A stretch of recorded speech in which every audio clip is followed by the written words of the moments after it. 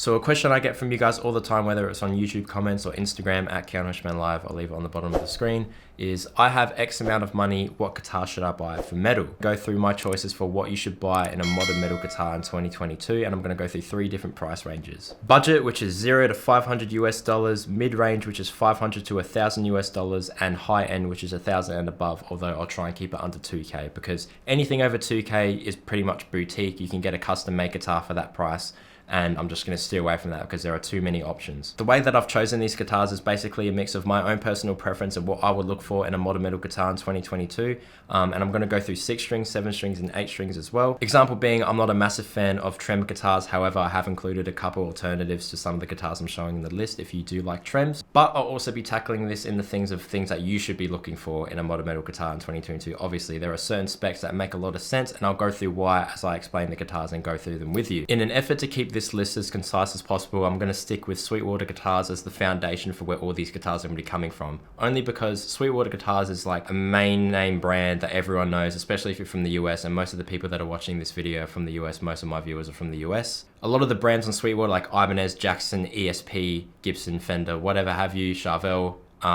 it's relatively easy to get those brands in any kind of music shop, no matter what part of the world you're from. So with that being said, I'm going to stick away from guitars like Solar and Mayonnaise and stuff like that, because even though I really love those guitars and I love what they're about, it's just not as easy to go and try that guitar yourself. And if you went to go into a guitar shop, chances are they can't get a supplier for that guitar for you. All these guitars that I'm about to mention in the video, I will have an affiliate link for each one of them in the description below. Again, the Sweetwater guitars, I do have an affiliate link with them. They didn't ask me to do this video, I'm just doing it because a lot of people ask me what guitar to buy. So let's get into the list of my top picks for metal guitars in 2022. Starting off on the 6-string budget range, we have the Ibanez Standard RGA 42 FM. They never make it easy with their names, but it comes in at $429.99 US. It also has left-handed variants as well, so if you are left-handed, you can get this guitar. And I just think at face value, this is everything you'd ever want in a modern metal guitar in this price range. Just going over the aesthetics quickly, it has this really nice flame maple veneer. It looks really flamed actually. Double humbucker design with no pickup rings, which is hard to find in this price range, but you know, you pay that little bit more and you get no pickup rings, which is a really nice touch. That's something I could never gel with. Pickup rings for some reason just makes all guitars look cheap. Actually, no, that's not true. There are some brands that like Gibson PRS where it looks nice. You know, these shredder type of guitars, when they have pickup rings on it, I just never gel with it, but this looks really nice. It's got the Jatoba fretboard with the offset white dots, volume knob, tone knob, 5-way pickup selector. I'm pretty sure we'll find that out in a second. But yeah, even like the back of the guitar, color shift between this and the front just looks really nice. You can see there with the white binding around it. You know, it just makes the guitar look $1,000,000, and I really like the way this looks aesthetically. Headstock matching veneer, I think it looks great. Going over the specs makes this scream that it's a metal guitar. You know, it's got the Wizard 3 Ibanez neck, which is super thin, bolt-on configuration, so it's a little bit snappier on the tone. Relatively flat radius at 15.7 inches, which is pretty flat. Sustainable materials with the Jatoba fretboard, which is always nice. Again, offset white dots, which is a really nice touch because a lot of cheaper guitars or just a lot of cheaper instruments in general that have inlays, they always just do those dot inlays at the middle, which I don't know, if you're getting a Fender or something like that where, you know, that's the look and that's the aesthetic, that's fine. But when you get these shredder guitars that just have random dot inlays in the middle, it just always irked me. But at least like Ibanez have gone to that extra step and, you know, put them offset so it kind of has some aesthetic choice behind it. Again, just a standard fixed bridge with individual saddles. It looks relatively low profile, looks really easy to play. You know, going back up, it doesn't look like it's going to get in your way when playing. It's like really slim. And if you want to upgrade it, it doesn't look like too much of a pain to upgrade as well because it's not taking that much real estate on the guitar. So I doubt that there will be any like major drill holes or anything showing if you upgrade anything after it. Again, the range of the intonation looks great. Yeah, no, I have no problems with this bridge at all. Honestly, this type of bridge is better than a lot of the bridges that Ibanez put on their like mid-range guitars. I've never been a fan of that Gibraltar bridge that they do, but this one's great. It's got Ibanez branded quantum ceramic humbuckers, 1 volume, 1 tone, as I said before, and again, the 5-way blade. So this does come with split coil, I'm pretty sure, which is really nice, especially for a guitar in this price range. Going on to the mid-range guitars. Now, on the lower end of the mid-range spectrum, around $500 just over, we have the ESP LTD M201, and as you can tell, this is like metal straight up. To be exact, this one comes in at $549 US. It comes in a telly version as well, so if you don't want to have like the standard S shape, you want to go for something a little bit different, there is a telly version down here. Again, you can see it's the exact same guitar, very sleek black satin finish with that kind of roughed up silver pickup in the bridge, a very hip shot looking bridge, and it's got those 3 drill dots. So I'm pretty sure an actual hip shot bridge is the same configuration like the 3 dot drill. So I think if you wanted to replace it with an actual hip shot, you could relatively easily. One knob, because it's one pickup, no switches, really clean looking guitar. I think it looks great. The back is satin as well. Even though it is a bolt-on, you can see it's got that really nice carve around the bolt-on joint. And the neck just looks super comfy to play on as well. It's satin, so you're not going to get stuck. There's no gloss or anything like that, which is something that I was definitely looking for when picking out these guitars. And yeah, no, this looks great. Going on to the specs, we can see that it's a 3-piece maple neck with a thin U neck shape, which is always nice. Bolt on, again, really nice snappy tones. Relatively flat radius, not as flat as the Ibanez, but flat enough. Roasted Jatoba, so it's not just standard Jatoba, it is roasted, which is a nice touch. Again, the offset dots, 24 frets, beautiful. 25.5-inch scale length, it's exactly what you want. You can take this guitar down to drop B with no worries. Again, fixed bridge, string through, standard. The one ESP design bridge pickup, which I'm sure if you wanted to change, you could do relatively easily. One thing I do love about this guitar is the actual aesthetic of the pickup itself. Like if I was to get an aftermarket upgrade, I would try my best to get one that matches this look because it looks so good in my opinion. But one thing I do love especially is that the actual routing for the pickup itself is super, super, super tight. Sometimes it's not that tight on some guitars, and like what happens is you put a pickup in there and there's just like weird spacing all around it and it never really looks right. But this one looks like almost fitted to that pickup itself, which I'm pretty sure is a standard pickup size anyway. So anything you put in there should look really nice and snug and just makes the whole guitar look that much more premium and polished in my opinion. Moving on in the mid-range guitars, I've got a couple other options. Obviously, I'm going to be picking the Jackson Pro Series Misha Mansour. This is the one without the Evertune bridge, so it keeps that cost down, keeps it under that $1,000 US bracket for a mid-range guitar. In my opinion, this is like the modern metal guitar in 2022. There is nothing on this guitar that I would change personally. This comes in at $899 and I think you get a lot of bang for your buck. It also comes in black as well if you want something a little bit more sleek, a little bit more low profile. This I think is in line with their USA because I think there is a USA model that is this exact same color configuration with the roasted maple neck, so that's nice. But going over the top and bottom of this guitar aesthetically, just quickly, 3x3 headstock. I've always loved this shape of headstock that the Jacksons do. I think it looks really, really, really good. Black nut there, roasted maple neck with the offset dots again. You've got Jackson branded pickups. Double humbucker configuration here. This amazing blue finish. Satin looks super, super sleek. I've always loved the pairing of blue with roasted maple. I always think it looks incredible. Volume knob, tone knob, 5-way pickup selector, and just a very standard hardtail 6-saddle bridge, just like the other guitars that were shown. I love the look of curved guitars, which is why I loved the RGA so much. And this is no different. I love the kind of curved look with the cuts at the horns there. I think it looks really, really good. Just gives it this nice premium look. And they're super comfy to play on. You know, this is all satin finish. The neck is like satin finish as well, or just oiled or whatever it is. Like there's no gloss or anything on this guitar. So, you know, you'll be playing this up and down with no problems at all. Truss rod adjustment at the bottom of the neck there, right above the neck pickup. That is one of the most underrated features on any guitar, and I hope that a lot of guitar companies do it in the future because it just makes life so much easier.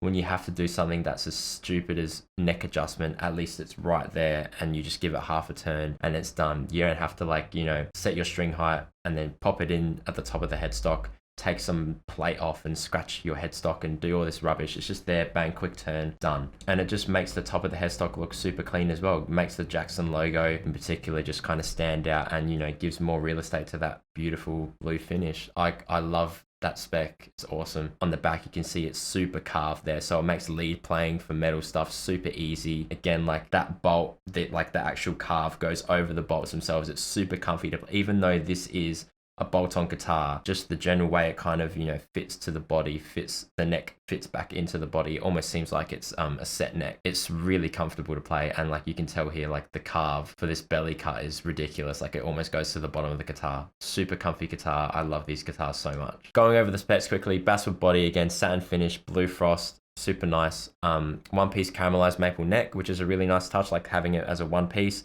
Thin U, so it's really comfy to play on. Bolt on, again, snappy 20-inch radius, which is a spec you're not going to find on a lot of guitars in this price range. I think this one and the Mark Holcomb are like the only ones that get a 20-inch radius in this price range, which is a super specific spec, and obviously not a lot of people are going to gel with it. But if you do like flatter radiuses, this is pretty much as flat as you're going to get in this price range. Roasted maple neck, offset white dots, 24 frets, jumbo fret, beautiful 25.5-inch radius, exactly what you want in a metal guitar. In a 6-string at least. What else do we have here? Jackson branded humbuckers, 1 master volume, 1 master tone knob. That's a push pull, so the tone knob only works when it's pulled up, which is another reason why I love the Mishas so much. And in doing so, when you have the tone knob disengaged, you're actually making your guitar sound a little bit hotter, as opposed to having just like a standard guitar where the tone knob's always there and always turned up. There is a little bit of like tone suck there, but when it's disengaged completely and it completely bypasses that in the circuitry, it makes your guitar sound a little bit hotter, which is always nice. 5-way blade pickup select, super nice. You get the split coil sounds as well. Another guitar in the mid-range price bracket that's pretty much bang on top of it, $999 US. It's very similar to the previous guitar. It is the Mark Holcomb signature from PRS. Every single time I've picked up one of these guitars, no matter what year it is, no matter what guitar store I'm at, no matter the make and model of the specific year or whatever that the guitar was made, every single one sounds just as good as each other and they feel just as good as each other. So the consistency on these SEs from PRS are insane. It's got that classic PRS shape, so it's something a little bit different. It has this beautiful quilted maple veneer on the top of it in what they call the Holcomb burst, which has kind of got this like purple into gray. It's really nice, very different. You're not going to find that on a lot of guitars in this price range. Super comfy to play on. This does have a gloss finish on the top. However, the back of the neck is satin, so the back of the neck is painted. You can't see any of the photos here, but from the ones I've tried and the ones that are actually in production right now, the back of the neck is black finished in satin, so you're not going to get stuck on any gloss or anything like that. You can glide super easy, which makes playing heavy riffs all that much easier. Going over the specs, this is a mahogany body with a quilted maple veneer, like I mentioned before, gloss finish. I'm in that Holcomb burst. Maple neck with a wide, thin neck shape. This neck shape is pretty comparable to anything like the modern shredder guitar, like the Ibanez's and the Jacksons and stuff like that. It's not something special, it's just comfortable to play on, and that's all that matters. 20-inch radius, again, like the one before, it's not a spec you're going to find on a lot of guitars, and it's the reason why I like this guitar so much, especially from PRS, because that's a spec that they would never put on any of their standard production models, but they accommodated Mark Holcomb for his signature guitar, obviously, and now we have the option of getting it ourselves. Ebony fretboard, everyone loves an ebony fretboard, they look killer. Got the classic PRS bird inlays, 24 frets, 25.5-inch scale, like all the other guitars. Beautiful for 6-string metal. Again, plastic nut, easily upgradable.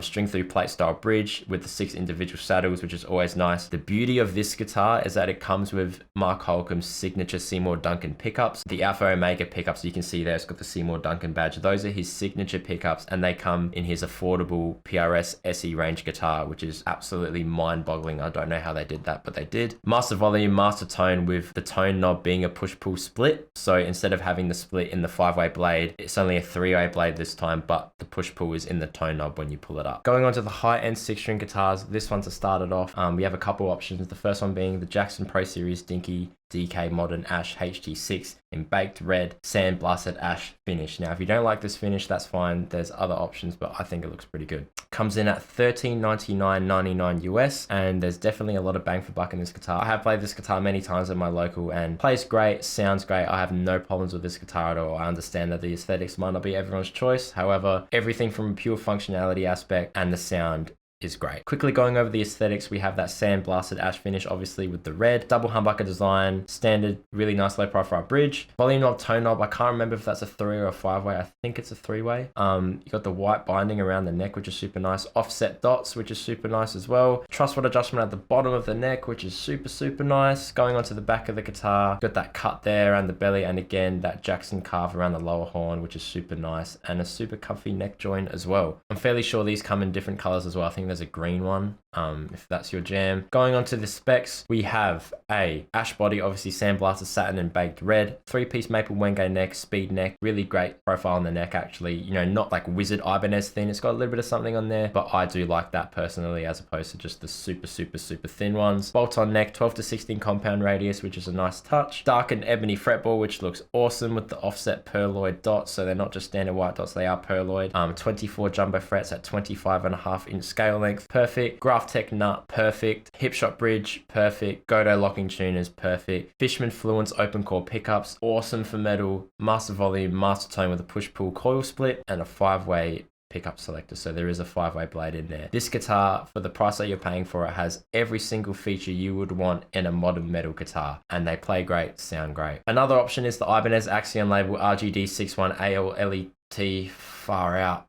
That was ridiculous. $1,399 US, and this does have an Evertune. However, the only reason why I'm including this is because it's just too good not to include. The bang for buck. Obviously, straight away, you can tell just by the front of it. It looks great, obviously, with that kind of pearl grey finish, but just the cuts on it are just incredible. It makes the guitar look super comfy to play. I haven't tried this guitar personally. I've tried one very similar. I know that Sabian from Alpha Wolf uses this guitar. It just looks insane. It's got the pickup selector up there, the switch there for the Fishman Fluence pickups, I'm assuming. Evertune bridge, like for $1,400 US, you are getting Evertune Fishman pickups, a really nice built Ibanez guitar. Even the strap locks are like brand name strap locks. I'm not sure what that system is in particular, but I know that that's something a lot of touring musicians use, and that's what I see this guitar as. This is a very much like a studio recording touring guitar, because every appointment on this guitar is meant to be for pure functionality and pure feature, and that's what I love about it. Quickly going through specs, we have a Nyata body with a maple top, satin polyurethane body finish in that metallic grey, 5-piece Panga walnut neck, that's funny to say, Nitro Wizard bolt-on, 15.7-inch radius, so 16, relatively flat, very standard for Ibanez's, Makasai ebony fretboard, white step offset dots, again the offset dots, at least they're doing something different as opposed to just dots in the middle, 24 frets, jumbo sub-zero treated, so they're not stainless steel but they are sub-zero treated, whatever that means. I'm sure you can find a briefing on that on Ibanez's website. I remember I did see something a little while back. 26.5-inch scale length on this. This is an inch longer than most metal 25.5-inch scale guitars, and having that extra inch with the Evertune makes all the sense in the world for tuning low, because the guys in Alpha Wolf with Sabian using this guitar for Alpha Wolf, they're tuning to like drop G, stupid stuff like that. So having that extra scale in combination with the Evertune makes all the sense as to why he would be using this guitar. Evertune bridge, Godo locking machine heads, plastic nut, which is a little bit disappointing, especially a guitar in this price range, but you are getting all these other features and things like nuts and stuff. You can put whatever material nut you want on there for not very much. So at least I kept it open. Fishman pickups again, master volume with the push-pull Fishman voicing. So pushing and pulling that volume knob will get you that active passive switch between that Fishman Fluence sound. 2-way toggle coil tap, 3-way toggle pickup switch. Moving on to 7 strings. Now in the budget range, under 500 US, we have the Jackson Dinky Archtop JS327 DKA HD. Wow, that's given Ibanez a run for its money right there at $399 USD. As I was looking for guitars in this price range in 7 strings, there were a lot of specs that weren't gelling with me, but this one seems to be hitting all the boxes at a relatively cheap price. Straight away, it's in this really striking white finish, like super white, not that kind of white, that like Fender white, that kind of looks like cream. Like this is like Arctic white, like you could see this from a mile away. Combined with like all the black hardware and the darkened fretboard, I think it looks great. It's got that classic Jackson Dinky arch top shape that everyone knows and loves. Double humbucker design with no pickup rings, low profile routing, which is super nice. Super consistent, like low profile 7-string bridge. Looks really comparable to like a hip shot or something like that, and judging from the holes, doesn't look like it would be too hard to upgrade to one either if you wanted to do that later. Really nice configuration here in terms of where the knobs are placed. We'll find out if that's a 5-way blade when we go to the specs. Again, the Jackson headstock looks insane. I love the Jackson headstock so much. Combined with like the white binding around it, and I'm pretty sure that binding goes on the fretboard as well. Yeah, it just matches the rest of the guitar. This looks really good, and I'm sure it would play great. I was very picky with the specs of my 7 strings that I was choosing for all the price ranges, because there's a certain threshold that needs to be met, I think anyway, with 7 strings, you know, having a long enough scale length, you know, 7 strings, lower tunings, like there's just certain specs that need to make sense in order for a guitar to make sense. And I think the guitars that I've picked kind of demonstrate that. So you can see when we go to the specs of this one, much unlike rather the other guitars in this price range, that are 7 strings. Most of them are 25.5-inch scale, which is very counterintuitive, I think anyway, and I'm sure that's got to do with cost for guitar being in this price range. However, Jackson have done it. They've done a 26.5-inch scale length, which I think should be the standard for any 7 string,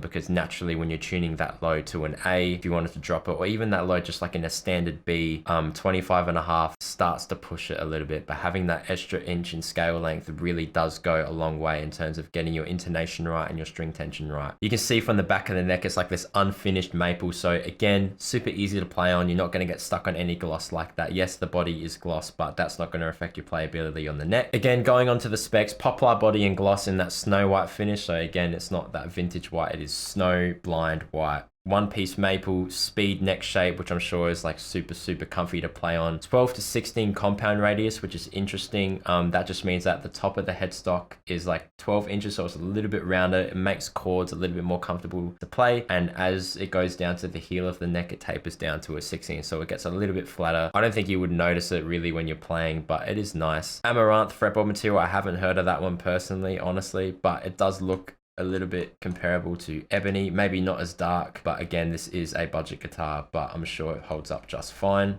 I like how Jackson have gone a little bit more bold with the inlays themselves. They're these shark tooth designs rather than just the standard dots, so there is a little bit of care taken there in terms of the aesthetics of the guitar as well. As you can see from the specs down here, it's got the piranha tooth inlay, 24 frets at jumbo, beautiful. Again, 26.5-inch scale length, 1 master volume, 1 master tone, and a 3-way pickup selector. So you don't get the split coils routed in stock, but I'm sure if you wanted to upgrade the pickups and get a better switch, you can do that just fine. Moving on to the mid-range 7-string, as you can see, I've gone ahead again and picked the Misha Mansour ones because I genuinely believe that these are the best bang for buck guitars in their price range in terms of modern metal spec. I'm not going to go through the specs on this one again because it's the exact same as before. The only difference is that this has a 7th string on it. These guitars are just phenomenal, and it comes in all these different color options. If you're not a fan of that bright neon orange, you do get the black burst, although I think they're a little bit more expensive because it's got that veneer on the top of it, so that might break the price range, but have a look. And then there's that blue sky burst, which if you're into that, I think looks really great. I have done a review of this exact guitars up on the YouTube. I'll leave a link for that in the card somewhere as well. Another option in the mid-range 7-string guitars that really pushes the budget at $999.99 US is the Ibanez Iron Label RGI XL7. Too bad with that name there, not too long. The reason why it's an Ibanez RGI XL is the fact that this is a 27-inch scale length, which is awesome, and it's really nice that Ibanez have done a guitar that's a 27-inch scale length. I know that Ethan from Thornhill was using an earlier model of this guitar for the longest time, and I think he still does. He's done like a paint job on it now. Looks completely different, but I think this was the original guitar that he was using, and they tuned to something stupid like drop F sharp or something like that. So this guitar definitely does hold up. Blacked out satin finish, like the kind of satin finish pickups, you can tell they're not super shiny, not like the bridge. If the bridge was satin as well, they would look incredible, but obviously, you know, there are constraints. That looks insane. The switch there, we'll find out what that does in a moment. Blade, 1 volume knob, which is cool. No tone knob, pure metal, blacked out fretboard, no inlays. And you know, Ibanez's, they always play nice. They always have that nice kind of form factor to them. Again, when you go to the back of the guitar, you can see like all the cuts and stuff. Nice belly cut there. Again, bolt-on neck join, looks not too bad. I would have liked if there was like a carve there, but again, not a big deal. Super nice, clean reverse headstock with like that standard Ibanez without that little tick going through it. It just looks really nice and clean. Headstock truss rod adjustment, which is not too bad. Going on to the specs, Nitro body, again, satin finished in black, 3-piece maple purple heart neck, Nitro Wizard 7, so again, that super Ibanez Wizard thin neck that everyone knows, 16-inch radius practically, bolt-on, ebony fretboard, 24 frets, 27-inch scale length like I was mentioning before, Gibraltar bridge, Goto locking tuners, which is a really nice touch. It has locking tuners in the box. It comes with DiMarzio pickups as well, so Fusion Edge 7 humbuckers in both the neck and bridge, 1 master volume, no tone, and a toggle coil tap switch. So that's what that little switch is there. That's a coil tap, so that's really nice as well. Now going on to the high-end guitars of 7 strings, I've gone ahead and picked the Schecter Keith Merrow KM7 Mark III. Artist series. I'm not a massive fan of Schecter guitars, but man, there's something about these Keith Merrow ones. Like every time I pick one up, I'm shocked that I'm even playing a Schecter because, you know, at least for me, for the longest time, any Schecter guitar that I really tried just felt super like thick, baseball bat neck. Like I just never really gelled with it, but these Keith Merrows are different. Coming in at $1,899 US, you are paying a pretty penny for this guitar, but every single spec on this is incredible and you are definitely getting your money's worth. Also comes in left-handed versions as well, and 6 strings. Going over the aesthetics quickly, you get this really nice like burst bell finish on the top, blacked out fretboard, really nice inlays, like super futuristic looking, something a little bit different. I don't think I've seen a guitar that has these inlays on them. But again, you know, if you're going to have inlays, you know, do a good job and make them, you know, stand out on the guitar as opposed to just being there for like eye's sake. Truss rod adjustment at the heel of the neck, which is awesome. Super low profile routing on the pickups, always nice, really nice bridge. The back of the guitar almost looks better than the front. That is ridiculous. Pretty sure they're 2 strips of Purple Heart and maple in either side of them. That is a wild neck. Even like the plate there, that kind of brass plate, it just looks incredible. And again, obviously playability is going to be incredible when you have a neck through guitar. All the cuts and stuff look great. That belly cut looks a little bit small compared to some of the other guitars we've been looking at, but keeping in mind that these Keith Merrows are so thin, like the body width of these guitars is crazy thin. Probably like one of the thinnest 7 strings I've ever picked up. So, you know, if you had it even thinner, you'd practically be folding into the guitar. So yeah, no, I think these look great. Going over the spec, we have a swamp ash body with a poplar bell veneer, thin semi-gloss body finish in that trans black, like I was saying before. 9-piece Wenge maple Purple Heart, so I was right. So it's the Purple Heart strips in the middle, really thin maple strips either side of it, and then the other stuff is made up of Wenge. Ultra thin KM neck. These necks are super thin, super playable, really nice to play on. Neck through neck join, like I was saying before. 12 to 16 inch compound radius, again similar to the Jackson that was over here in the cheaper price range. Pretty sure that was the same. Yeah, 12 to 16 compound. So again, super nice for chords up there, really flat down the bottom for solo stuff. Ebony fretboard, which is always a crowd pleaser. Offset reverse circle inlays, like I was mentioning before. 24 extra jumbo stainless steel frets, and I really like that they've gone the extra mile and mentioned it's stainless steel because that should be a given at this price point anyway, but stainless steel frets will always last you a lifetime practically. 26.5-inch scale length, which is perfect. You got the Hipshot 7 bridge string through body. It's a little bit different. It's not like their super low profile one. I think this one's almost just for this model of guitar, if I'm not mistaken. Hipshot grip locking tuners, which is also nice. Fishman Fluence Keith Merrow signature pickups, so you do get his signature Fishman Fluence pickups in this guitar with master volume, the 3-way mini switch for the pickup voicing. So if you don't already know, Fishman pickups have an active and passive voicing, and there must be another one in there because there's a 3-way. Maybe that's actually not. I think that's like specific to the Keith Merrow set in particular. There's like 3 different voicings as opposed to the 2, and then there's a 3-way toggle switch for the pickups as well. Another option for the 7 strings in the premium price bracket, if you're looking for something that has a trem, just quickly, is the Ibanez Prestige RG2027X in this dark type blue finish. Comes in at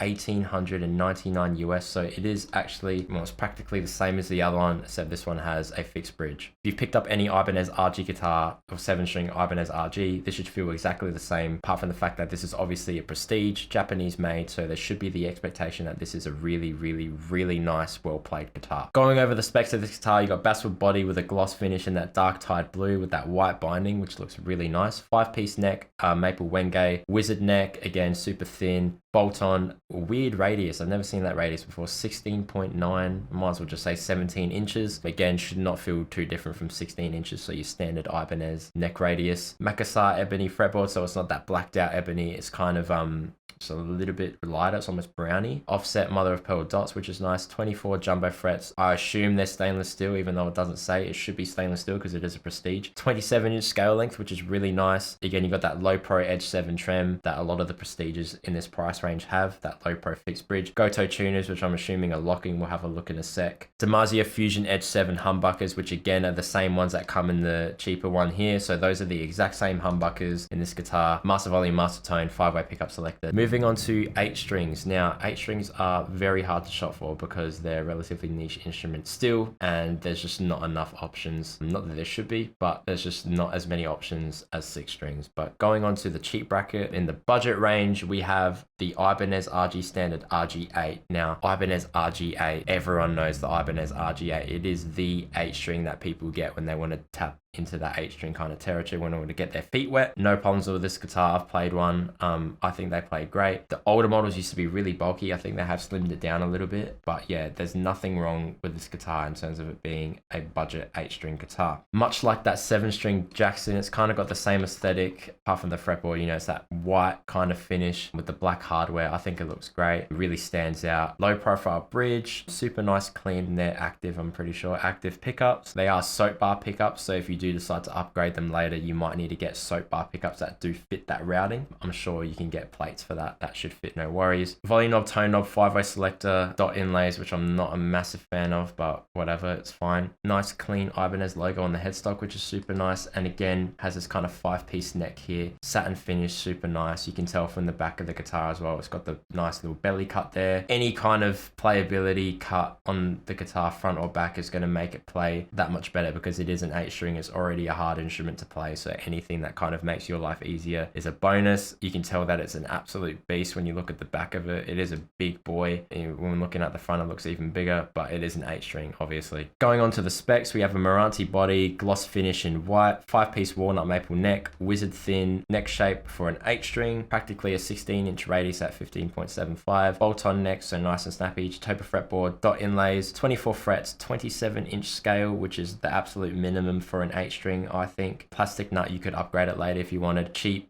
bridge, but again, super low profile. Doesn't look like it's going to get in your way of playing, much like the RGA 6-string cheap models. It's the exact same bridge, I'm pretty sure, apart from it obviously not having 8 strings. Yeah, it's pretty much the same bridge. I have a 3/8 blade, again, 1 volume, 1 tone. Ibanez branded 8-string humbuckers, but like I was saying before, if you wanted to upgrade these, you'd probably have to get soap bar pickups to upgrade them in, because your standard 8-string passive set probably won't fit in this or be too small. Moving on to mid-range, we are still going with Ibanez because I think Ibanez has the most range of 8-string guitars, and they were like one of the early adopters, especially with Meshuggah being a signature artist. So, you know, they're more open to 8 strings. They know what they're doing in terms of specs, and this is no different. So as you can tell, super nice, sharp, metal looking Ibanez 8-string RG body. It's the Ibanez RGM S8 multi-scale, comes in at $699 US. I'm not a massive fan of multi-scale guitars. However, I think with 8 strings, it's almost a requirement, because when you start trying to get good tension on the lower strings, like the low E or whatever, if you drop it, it will be a low E or a low F sharp in standard. I think the bare minimum for that should be a 27-inch scale length. However, when you convert that across to the treble side over here, 27 inches in scale on a really thin string still gets it super tight, and it's very scary tuning it up, because, you know, that extra scale length, you're stretching that string over a longer length and you're making the string tighter. It makes bends harder to play and stuff like that. So multi-scale makes a lot of sense, especially for 8 strings. Going through the aesthetics quickly, again, you got this single piece bridge here, so it's not one piece, because it is a multi-scale. Each string has its own individual saddle, which is really nice. I've always loved the look of that. I think it looks really great. Slanted pickups again, because it's a multi-scale 8-string. Truss rod adjustment at the bottom of the neck, which is huge. Love that spec. Tone knob, volume knob, and I'm assuming a 5-way selector as well. We'll find out. Super comfy belly carve at the back, and really nice looking cuts and shapes here around the heel joint. You can tell that the bolts are a little bit further apart just to reinforce that neck a little bit more, even from like the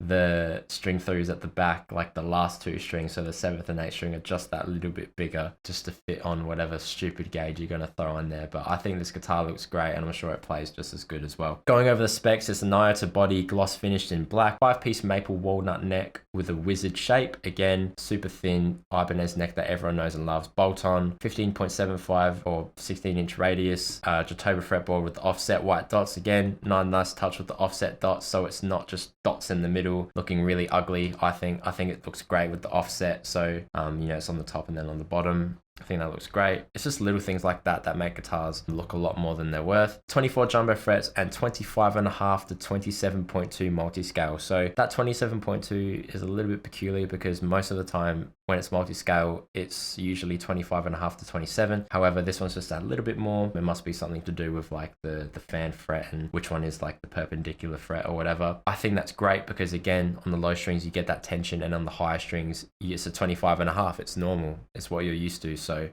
you know, things like bends and stuff aren't going to be out of the ordinary. Plastic nut, easily replaceable if you wanted to do so. Monorail bridge, like I was saying before, each one's got its own individual saddle. Ibanez closed gear tuners, not locking or anything, just standard. there. Array, which I'm assuming is just the in-house humbuckers. Master volume, master tone, 5-way pickup selector, which is really, really nice. Now moving on to the high-end 8-string. Now when you go into the high-end stuff of 8-strings, you honestly find more.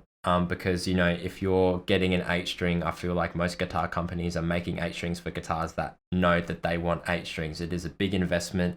You know, it's not just something you want to play around with and this and that. Like if you're getting an 8-string, you want an 8-string. And I think that's why a lot of these companies make really nice high-end 8-strings, but not as many budget ones. And that's where the ESP LTD M1008 multi-scale comes in at $14.99 US. This is very similar to the Ibanez one before, only that all the appointments and stuff are just that much better, pushing it into that high-end price range. As you can tell, it's got this really nice kind of transparent gray finish on there. Hip shot bridge, Seymour Duncan pickups. Like it's got all the bells and whistles that you would expect in a guitar in this price range. Looks great. Multi-scale again, which just makes all the sense in the world, especially for 8-strings. It's got that really nice LTD headstock. That's another thing I love about the LTDs, the headstock shape. Inline 8-string just looks absolutely disgusting, looks nasty, and yeah, just, you know, makes you feel like you're playing an 8-string, that's for sure. Going on to the back, it's got this 5-piece neck. I'm assuming that's maple and purple heart.